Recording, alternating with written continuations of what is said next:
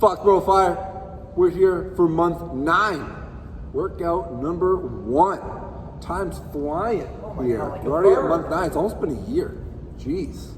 All right, so what we got for you here? First part of your strength, your 2 A's, so A1, A2. We've got the first movement, 10 per leg of a front foot elevated, double kettlebell, front rack, reverse lunge. Say that 3 times. Big mouthful here. All right, and then you've got a 20 to 40 second hollow hold, so whatever you can manage. Ideally, if you can push it for the full 40 seconds, that would be better. But again, if you're time crunched, you can maybe go for a quicker 20-second hold and make it a little bit harder. All right, but those 2 movements here, what we got for you is those 2 kettlebells popping up to that front rack position. You are starting on top of a plate here, holding those kettlebells nice and high with a tight core. You're gonna take a big old step back off of the plate where that back knee is gonna kiss the ground, and then we're driving back up, standing tall on that plate. So the biggest thing here is maintaining a tight core, a tall chest, and then each time when you step back, you have enough room for that back knee to touch the ground.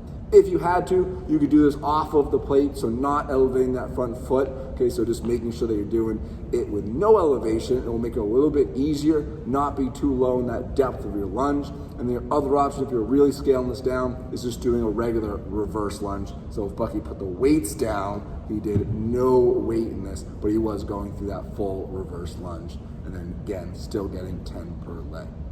Right when you finish 10 each leg, 20 to 40 seconds of that hollow hold. So we know this one where we're laying down on the ground, making sure we're getting those shoulder blades off of the ground. And then your options with the legs are gonna be, as always, both those knees tucked in, one leg out, one knee in, or both those feet out. Either of those options, you're gonna toss those hands up overhead, but all of them as well, you wanna make sure that core is tight, shoulder blades are off the ground, and those abs are flexing the entire time. Once you finish those A1 and A2s, you're heading on to B1 and B2. This is gonna be 10 double kettlebell RDLs with a 3-second pause in the bottom of each one, and then a 20 to 40 second plank. So with both those kettlebells in his hands, Bucky's balancing on one leg as he is hinging forward with that nice flat back. So notice how once he gets there, he's pausing for that 3 seconds before he stands back up. So it's definitely gonna be a light movement, making sure you're maintaining your tight core and flat back the entire time, especially if you're adding weight. So just make sure you are controlling the way down and back up. If you struggle with a single leg RDL, he could just keep both feet on the ground for us, making sure that he is keeping that balance and then still hinging forward, still with that nice flat back, tall chest. So the whole time, make sure that core is engaged. Right when he finishes 10 double kettlebell RDLs, and yes, that is 10 per leg. Woo! You have 20 seconds to 40 seconds in a plank position. So just on our elbows, making sure our core is nice and tight, squeezing that butt, and make sure that butt's not in the air or sinking to the floor. We just want to maintain that tight position for the 20 to 40 seconds. Same thing as a hollow hold, try and push it for the full 40 if you can. Once you finish A and B, you're moving on to finishing with C 4 times. So 1 time through, 30 calorie bike, then 3 weighted stair climbs, then 20 burpees, then 2 weighted stair climbs, then 100 air squats, and then you finish with 1 weighted stair climb. The weighted stair climb, you can choose your weights, but probably choosing 2 kettlebells there. So not a run, just a nice steady climb, challenging yourself with the weights.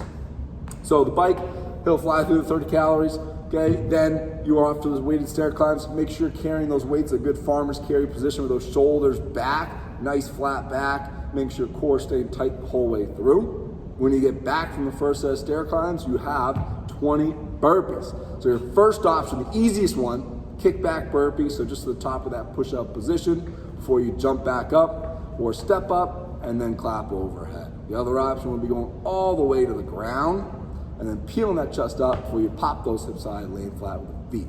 So again, you got 20 of those. Make sure they're fast because you only got 20 of them. Then you got 2 weighted stair climbs. Again, same weight. Then you got 100 air squats. So setting up those feet underneath those shoulders, nice tall chest, setting those hips down and back. Make sure the knees drive out and the weight stays in the heels the whole time. Try to pick consistent pace the whole time with resting minimally, but those legs should be a little tired by that point. And then you're gonna finish off with 1 more weighted stair climb. So it'll be a fun one 4 time, I would say to shoot for, give or take, that 16-minute-ish to finish that fun workout. All right, so get after it. Workout 1 month. All right.